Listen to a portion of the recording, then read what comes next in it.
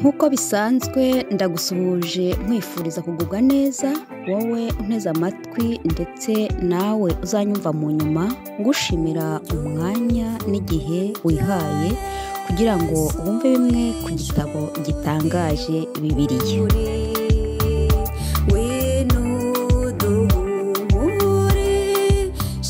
Ubwo nari ntuje ndi gusoma amateka kuri zimwe mu ndirimbo nshakamo iyo nzasangiza abantu muri izi mpera z'umwaka, naribwiye nti aba bantu bankurikira uwababwira muri make igitabo gitangaje, intwari ikomeye bashobora kuzifashisha mu mwaka mushya wa 2021 uje ndetse n'indi izakurikiraho.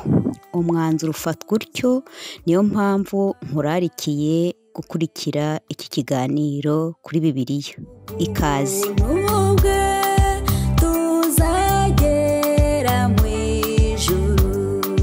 Bibiliya ni iki? Bibiliya ni igitabo gitagatifu nk'uko bivugwa. Abandi bakavuga ko ari itabaza cyangwa urumuri rumurikira abantu mu mwijima, rukerekana inzira y'amahoro. Yewe hari n'abadatinya kuvuga ko Bibiliya ari inkota ityaye amugi yombi.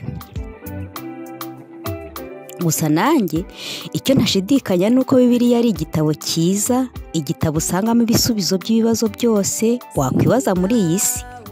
Ni ukuvuga ngo usomye Bibiliya ugakurikiza ibirimo, nta gushidikanya ko imibereho yawe yahinduka. Ndetse umwe mu bahanga yaravuze ngo Bibiliya yahindura imibereho yawe kurusha ibihano bibabaza umutima cyangwa umubiri.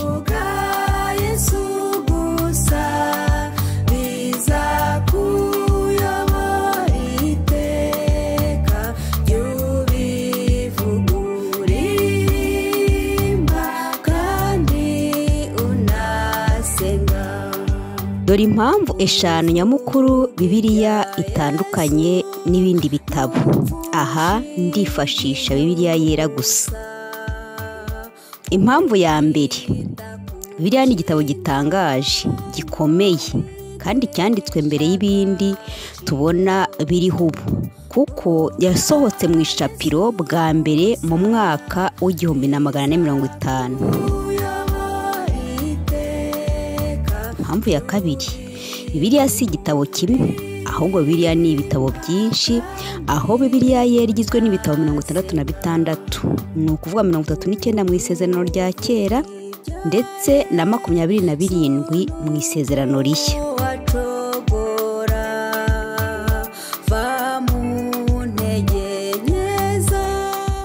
Bibiliya yanditswe n'abantu batandukanye kandi benshi bagera kuri 40. Igitangaje, aba bantu bari batuye ahantu hatandukanye, bari batandukanyije umuco, bari batandukanyije n'ururimi. Icya kane, Bibiliya ni igitabo cyanditswe igihe kirekire kigera ku myaka 1600. Ndetse impamvu ya nyuma ariyo ya gatanu, Bibiliya yanditswe n'abantu bo mu nzego zinyuranye, harimo abahanuzi, harimo abagaba b'ingabo, harimo abahinzi, harimo abaganga, abayobozi mu nzego zitandukanye n'abandi.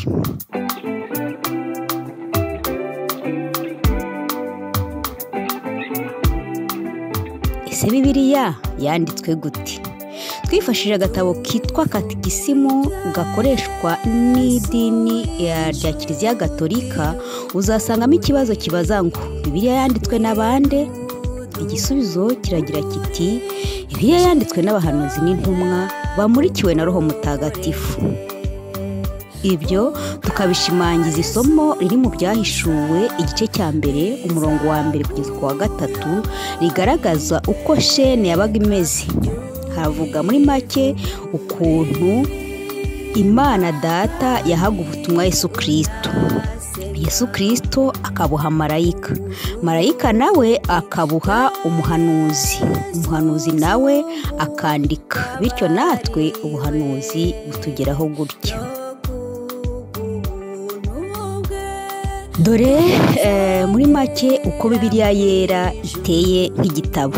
Bibiliya igizwe n'ibice 1189, ni ukuvuga 929 mu isezerano rya kera ndetse n'ibitabo 260 mu isezerano rishya.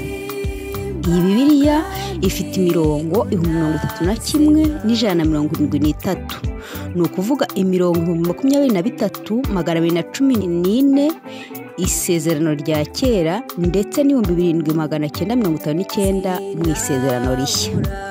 Icyo twavuga hano ni uko ibice n'imirongo byo kimwe n'imitwe y'amagambo tubona muri Bibiliya ubu bitanditswe n'abanditsi ba Bibiliya, ahubwo byashyizwemo nyuma n'abashatse kutworohereza kwiga cyangwa se gusoma Bibiliya.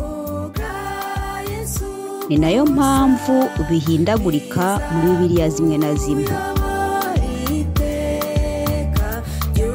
Ivumbura amatsiko kuri Bibiliya.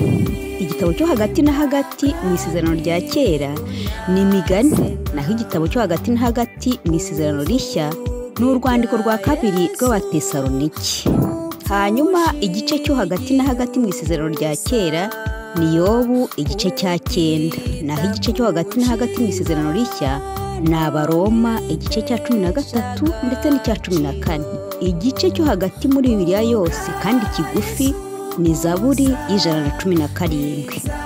Hanyuma isomo rigufi mu isezerano rya kera ni Ukuva igice cya 20 umurongo wa 15 hatubwira ngo ntukibe, naho isomo rigufi mu isezerano rishya ni Yohana igice cya 11 umurongo wa 35 havuga ngo Yesu ararira.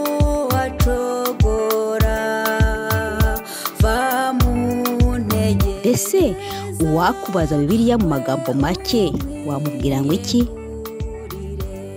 Buriya mu magambo make Bibiliya ni Yesu, Imana Mwana, Umuremyi, Umucunguzi wacu.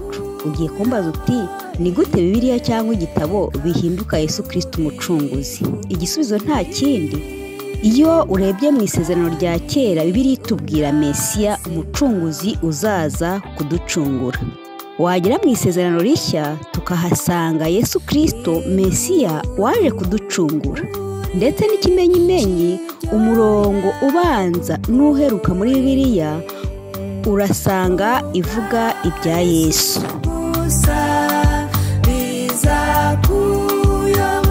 Itangiriro igice cya mbere umurongo wa mbere haravuga ngo mbere na mbere Imana yaremye ijuru n'isi. Iyo Mana yaremye ijuru n'isi ni Kristo nk'uko tubisoma muri Yohana igice cya mbere umurongo wa mbere kugeza ku wa 3. Mbere na mbere hariho Jambo, kandi uwo Jambo yahoranye n'Imana, kandi Jambo yari Imana. Ibintu byose niwe wabiremye, ndetse mu byaremwe nta na kimwe kitaremwe nawe. Naho ibyahishuwe igice cya 21 umurongo wa 21 hakatubwira ngo ubuntu bw'Umwami Yesu bubane namwe mwese. Ese Yesu avuga iki ku mategeko akunda kudutesha umutwe umunsi ku wundi? Matayo 22 igice cya 37 umurongo wa 39 haratubwira ngo ukundisha Uwiteka Imana yawe umutima wawe wose n'ubugingo bwawe bwose n'ubwenge bwawe bwose. Ati iryo ni ryo tegeko rya mbere rikomeye. Ati kandi rya kabiri rihwanye naryo ngiri, ukunde mugenzi wawe nk'uko wikunda. Buriya turamutse dukunze Imana n'umutima wacu wose ntitwayisuzugura, ntitwakumva turemerewe n'inzira yayo nziza, ahubwo twahora tunejejwe no kuyumvira. Ikindi kandi turamutse dukunda bagenzi bacu nk'uko twikunda ntitwabahemukira, ahubwo twanezezwa no kugubwa neza kwabo biduturutseho. Hari itegeko ryiswe iry'izahabu Yesu yavuze muri Matayo igice cya 7 umurongo wa 12. Haragira hati nuko ibyo mushaka ko abantu babagira byose muba ariko ubibagirira namwe, kuko aya ariyo mategeko y'ibyahanuwe. Inshuti yanjye kandi muvandimwe wanjye, muri iki gihe dusoza umwaka dutangira undi, twivugure mu mitima yacu, inshuti zawe, abavandimwe bawe, abaturanyi bawe, abo mukorana, isi yose ikeneye ko icyo wifuza ko abandi bagukorera nawe ari cyo ubakorera.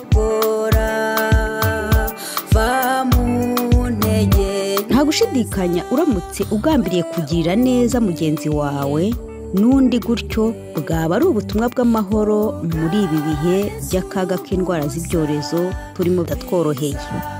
Ari nabyo Yesu yigishije muri cya kibwirizwa cyo ku musozi w'umugisha, abantu dukunze kwita Matayo 5 ku murongo wa 9, hahirwa abakiranuka kuko aribo bazitwa abana b'Imana. Nshuti yanjye, nta gisa no kugira ineza, kuko ineza igarukira nyirayo mu buryo bumwe cyangwa ubundi. Byarumvishwe neza ko gutanga bizana umugisha kuruta guhabwa. Kutumvira Imana byatumye tubaho ubu buzima turimo ubu ngubu.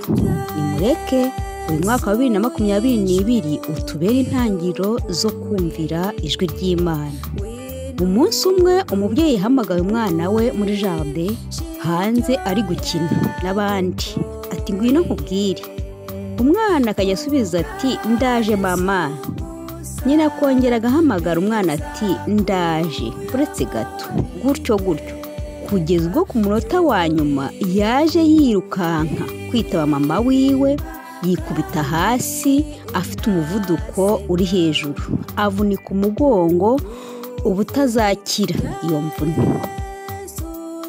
Igitekerezo kitubwira ko uwo mwana yakunze guhora yicuza icyatumye atitaba mama we ku gihe nyacyo. Nshuti yanjye, ibyiza byose n'umunezero nyawo bihabwa umuntu wumvira Imana kandi akayiringira.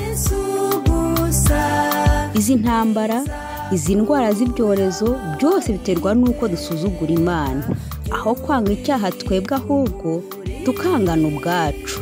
Ni mucyo twiringira Imana maze tubona amahoro. Uyu mwaka wa 2022 mucyo dusaba imbaraga zo kwimenyereza no kumvira no kwiringira Imana, bityo tuzasorome imbuto z'ibyo turimo kubiba mu myaka izaza. Nutera imbuto y'ubunyangamugayo uzasarura icyizere. Nutera imbuto y'ubugwaneza uzasarura inshuti. Nutera imbuto yo kwicisha bugufi kandi uzasarura gukomera. Nutera imbuto yo kwihangana uzasarura umunezero. Nutera imbuto yo kwitonda uzasarura ibyo witeze, kandi nutera imbuto zo gusenga cyane uzasarura gutsinda. Nutera imbuto yo kubabarira abandi uzasarura ubwiyunge. Nutera imbuto yo kumvira no kwizera Imana uzasarura amahoro n'ubugingo buhoraho bw'ahazaza. Nshoje iki kiganiro nkwifuriza umwaka mushya mwiza muhire, nkubwira ngo tuzishima cyane dutunda imiba. Gira amahoro.